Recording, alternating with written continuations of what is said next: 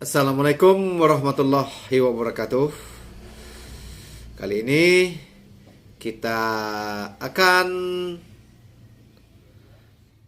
membuat konten tentang TKP. Selamat menyaksikan. Ya, hampir setiap minggu Anda selalu menjalankan dinas keluar kota. Kewajiban Anda menuntut Anda untuk selalu mempersiapkan segala kebutuhan yang diperlukan ketika bertugas. Mulai dari barang-barang pribadi sampai ke dokumen penting yang harus dibawa. Kendala yang sering terjadi adalah Anda akan sedikit terlupa.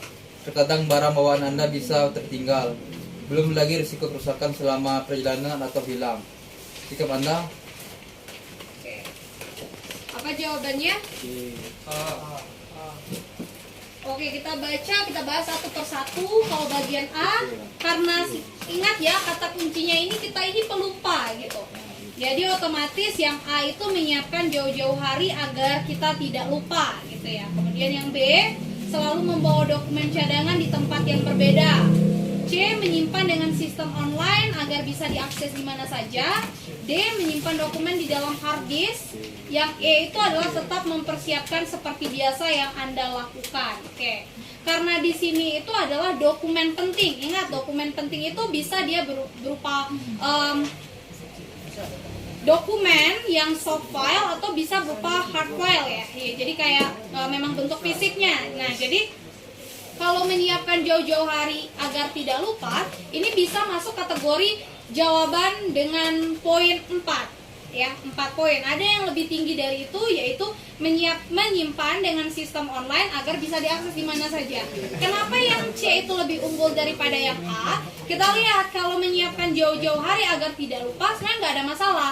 Bagaimana kalau dokumennya itu bukan tertinggal dari rumah, tetapi tertinggal ketika dalam perjalanan gitu kan. Jadi supaya itu tidak menjadi sebuah permasalahan, maka menyimpan dengan sistem online itu bisa digunakan seperti kita menyimpan di Google Drive misalnya, atau kita mengirim di WhatsApp misalnya. Jadi kalau kita lupa, nggak apa-apa, kita masih bisa mengaksesnya secara online. Sehingga opsi dengan poin tertinggi itu adalah menyimpan dengan sistem online agar bisa diakses di mana saja. Kemudian poin keempat itu adalah menyiapkan jauh-jauh hari agar tidak lupa. Kemudian selanjutnya adalah menyimpan dokumen di dalam hard disk. Selanjutnya poin 2 itu adalah selalu membawa dokumen cadangan di tempat yang berbeda gitu ya. Maksudnya gimana, itu juga tidak ada penjelasan, sehingga ini tidak terlalu mendapatkan poin tinggi gitu. Kita lihat yang E, tetap mempersiapkan seperti biasa yang Anda lakukan. Nah, ini udah pasti mendapatkan hanya 1 poin saja karena tidak ada upaya yang dia lakukan untuk memperbaiki. Apalagi sudah tahu kalau sifatnya itu adalah orang yang pelupa. Sementara dokumen itu adalah dokumen penting. Sehingga poin tertinggi itu ada di C. Oke?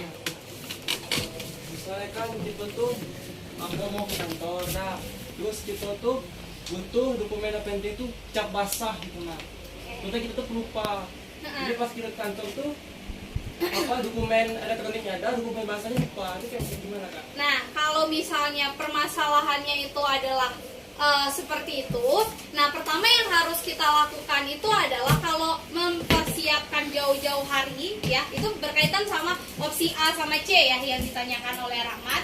Nah, misalnya dia berupa cap basah, itu udah permasalahannya lain lagi. Nah, pasti redaksi kata di dalam soal itu akan menyatakan bahwa ya ternyata file ataupun dokumen yang harus dibawa itu adalah dokumen dalam bentuk fisik yang tidak bisa digantikan dengan dokumen. Misalnya pertama, cadangan di dalam hard disk, atau yang kedua itu adalah soft file di dalam laptop. Bakalan ada keterangan seperti itu ya. Tapi kalau misalnya cuma bilang dokumen, ya dokumen bisa jadi dokumen misalnya kita udah ngetik tugas nih, udah ngetik tugas tentang data dari perusahaan tersebut misalnya. Nah, berarti data itu bisa berupa soft file, bisa juga berupa bentuk fisiknya ya kan. Berarti bisa kedua-duanya. Sehingga itu tidak menjadi sebuah permasalahan. Tapi biasanya konteks yang Rahmat bilang ada cap basah yang mengharuskan dalam bentuk memang benar-benar fisik, maka itu sudah mengharuskan kita mempersiapkan jauh-jauh hari atau membawa dokumen ganda kayak gitu. Oke, next nomor 2. Teknologi informasi saat ini sangat berkembang pesat dan sangat bermanfaat untuk mempermudah menyampaikan penyampaian informasi di perusahaan Anda. Tetapi di samping manfaat ternyata juga banyak hal negatif yang ditimbulkan oleh penggunaan teknologi informasi tersebut. Salah satunya adalah dapat disalahgunakan oleh karyawan Anda untuk hal-hal yang bertentangan dengan tujuan perusahaan. Hal ini tentu akan memberikan dampak yang buruk pada perusahaan Anda jika dibiarkan begitu saja. Bagaimana sikap Anda sebagai seorang pimpinan di perusahaan tersebut? Oke, jawabannya apa? Apa? E. Mencari informasi tentang cara penggunaan teknologi informasi tersebut dan bagaimana membuat batasan dalam menerapkan pada perusahaan. Sekilas kita lihat yang E ini bisa menjadi opsi dengan nilai tertinggi. Tahu permasalahannya di mana? Permasalahannya adalah bagian E ini bukan menunjukkan sikap dari seorang pemimpin. Padahal sebenarnya kalau pemimpin dia sudah pasti bisa mengambil keputusan. Intinya tidak perlu mempelajari mengenai batasan atau bagaimana mencari informasi. Intinya sudah ada keputusan, gitu ya. Kalau misalnya mencari informasi itu tugasnya seorang ahli IT, gitu. Batasannya seperti apa? Bukan merupakan kewajiban atau wewenang dari pimpinan tinggi dari sebuah perusahaan. Sehingga yang E ini bisa mendapatkan 3 poin atau 4 poin. Nanti kita bahas. Sehingga yang paling tinggi ada di mana? C. Apa? D. Ada yang jawab D, ada yang jawab C. D. B ya? C. Oke, kita lihat yang C. Membuat batasan-batasan pada teknologi informasi tersebut agar tidak disalahgunakan kemudian menerapkannya pada perusahaan. Ya, C ini dengan poin tertinggi. Alasannya adalah opsi C itu adalah membuat batasan yang artinya kita sebagai seorang ASN atau sebagai seorang pemimpin itu sudah tahu batasannya itu apa, sehingga kita harus membuat batasan kemudian digunakan untuk menerapkannya pada perusahaan. Kalau udah tahu batasan apa, kemudian kita menerapkan pada perusahaan. Kemudian ada tadi yang jawab B ya. Jadi poin 5 itu ada di C, poin 3 ada di E, kemudian B menerapkan pada perusahaan untuk memudahkan komunikasi dan informasi antara departemen. Nah, kalau misalnya yang B, ini kita langsung menerapkan, terus solusinya itu apa? Tidak ditemukan.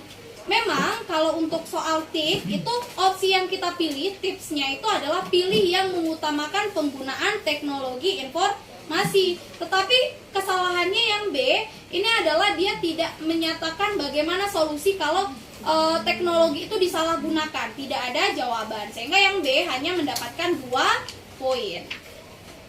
Gitu. Kemudian mempelajari teknologi informasi tersebut kemudian menerapkan pada perusahaan. Cuman mempelajari, batasannya tidak disampaikan. Sehingga yang ini hanya mendapatkan 1 poin. Sehingga yang D itu mendapatkan 4 poin. Gitu ya. Kenapa yang dia lebih tinggi daripada yang E? Karena akan mempelajari itu berarti ada upaya yang kita lakukan. Dibandingkan mencari informasi akan membutuhkan waktu yang lebih lama. Gitu ya. Sehingga poin tertinggi itu ada di opsi C. Demikian konten kita hari ini yang didampingi oleh Muhammad Iqbal Chan dan Chania Afifah Fitia, anak sayang papa ya. Semoga bermanfaat bagi kita semua. Assalamualaikum warahmatullahi wabarakatuh. Karambia.